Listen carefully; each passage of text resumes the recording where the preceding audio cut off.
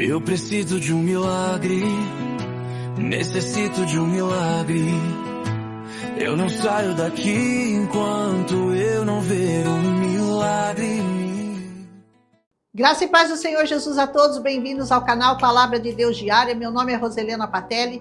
Nós estamos continuando os nossos estudos da Palavra de Deus. Hoje estamos aqui com Números capítulo 34, que vai falar quanto à distribuição das terras que o Senhor daria àquele povo.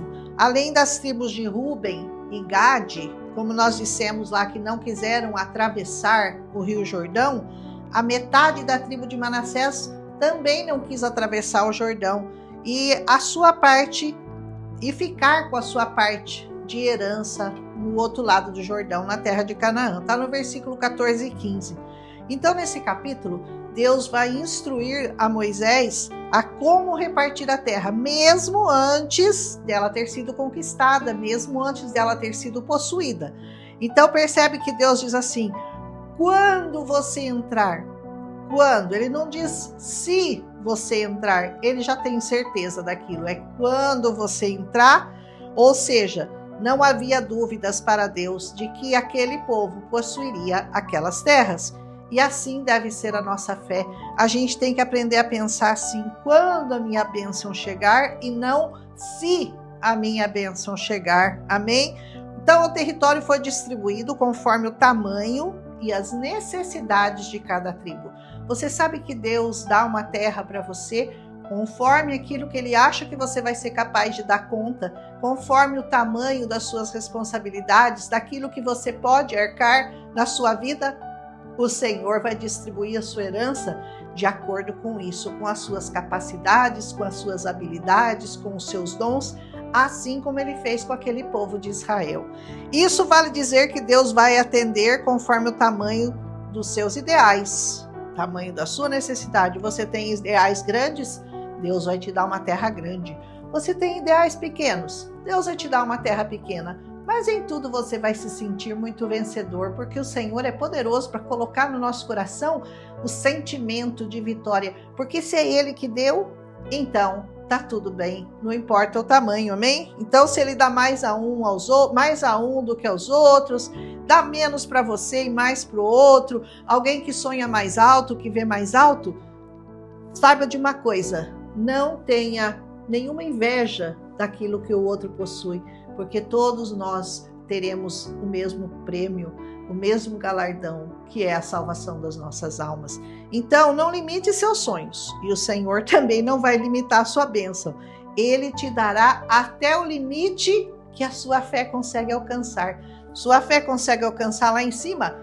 Ele vai te dar lá em cima. A sua fé é pequenininha, Ele vai te dar um pouco menos, amém? Então, as costas da terra de Canaã, no versículo 2, eram os limites daquela terra no final da Idade de Bronze, 1550, 1200 antes de Cristo, mais ou menos. E eram a composição ideal para as fronteiras daquela nação. Para entendermos melhor as fronteiras, os limites distribuídos a cada tribo, dá uma olhada no mapa. Dá uma pesquisada no Google e ele vai mostrar no mapa aquilo que algumas Bíblias já possuem, já mostram como que era a terra, que tamanho que era. Não dá para ficar explicando aqui para vocês norte, sul, rio, mar. É melhor você ir lá no mapa que o Google fornece e você vai entender os limites dessa terra de cada uma das tribos. Mas o mais importante para nós entendermos esse capítulo é que Deus, o nosso Senhor, o nosso Salvador, tem preparado para nós uma nova terra. Aleluia! Um novo lar. Glorifique ao Senhor por isso. Ele vai fazer você entrar numa nova terra, herdar um novo lugar. Esse lugar que está preparado para todos aqueles que creem verdadeiramente no Senhor. Então, não mais esse aqui, ó, com espinhos, com gigantes, com perigos, com conquistas, feitas com espadas, com lanças, com choro, com dores, com lágrimas. Não! Jesus conquistou para nós um lugar especial, uma terra onde não haverá pranto, nem dor, nem lágrimas, nem tristeza, nem doença, nem inveja, nem depressão, nada. Jesus disse lá em João 14:2, vou preparar-vos um lugar. Glorifica a Deus por isso.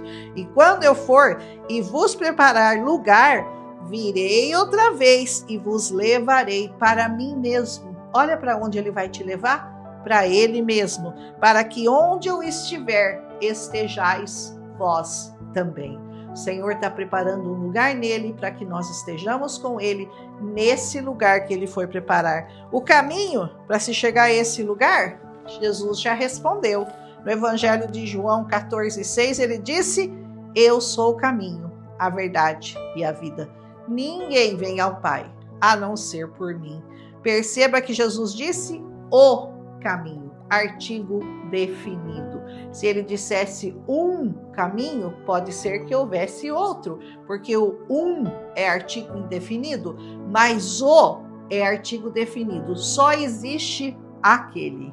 Eu sou o caminho e não há outro. Amém? Esse caminho é o mais fácil? Bom, certamente que não.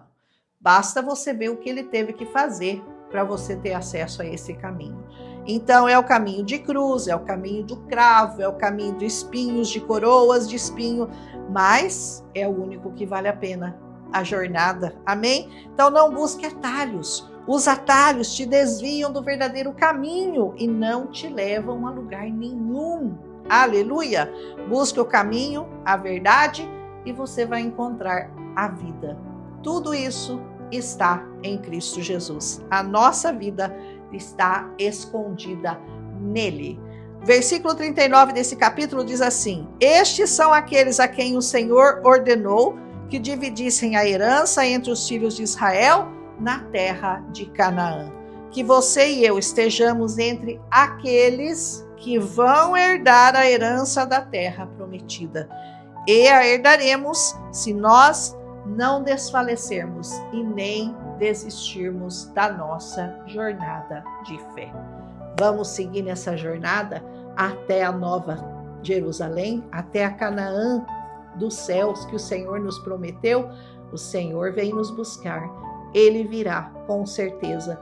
E nós, os que estivermos preparados, prontos, que desempunhamos a espada e lutamos a causa do Senhor, certamente entraremos por esse caminho. Um abraço em Cristo Jesus. Amanhã a gente volta com Números 35. Eu preciso de um milagre, necessito de um milagre. Eu não saio daqui enquanto eu não ver um